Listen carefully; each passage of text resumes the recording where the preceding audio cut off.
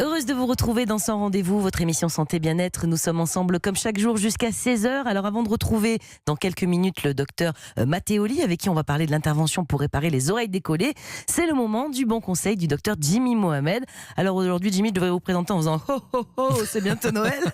Et qui dit Noël dit que vous allez nous parler d'un truc rigolo. Enfin, je ne sais pas si c'est rigolo, mais ça s'appelle le syndrome du sapin de Noël. Ça existe vraiment, ça? C'est une allergie au sapin, c'est ça? Alors, c'est pas vraiment une allergie au sapin, c'est quelque chose sur lequel on aurait une allergie. Et en l'occurrence, c'est lié au pollen qu'on a dans l'écorce de l'arbre ou surtout les moisissures qui ont été retrouvées dans les épines et dans le tronc.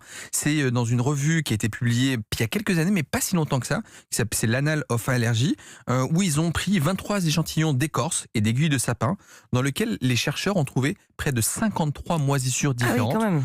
toutes potentielles déclencheuses de crise d'allergie. Oui, parce que la moisissure, c'est souvent pourvoyeur d'allergie, c'est vrai. D'autant plus que la moisissure, lorsqu'elle est en plein air, ça pose pas de problème. Mais une fois qu'on la met chez nous, avec l'humidité, avec le chauffage, c'est un milieu propice pour coloniser l'arbre de Noël et vous entraîner tous les symptômes respiratoires. Alors quand on a ce syndrome du sapin de Noël, c'est quoi les symptômes? C'est comme le rhume de foin? Exactement, c'est le nez qui coule, on tousse, ça gratte dans la gorge, on ne comprend pas, on n'est pas malade, on n'a pas de température et puis ça persiste dans le temps.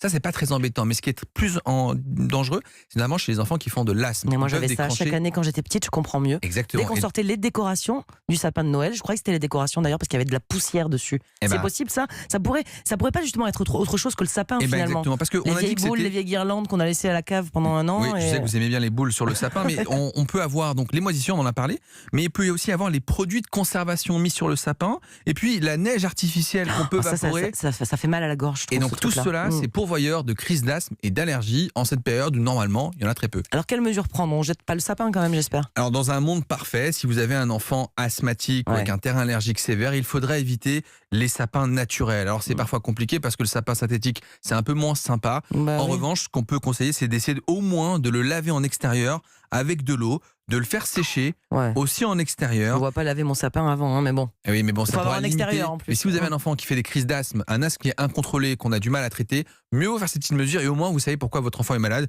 Bon, ça ira mieux l'année prochaine. Il a le syndrome du sapin, mais ça n'empêche pas d'avoir des cadeaux après quand le Père Noël passe. Exactement. Merci beaucoup, docteur Jimmy Mohamed, pour tous ces conseils de saison.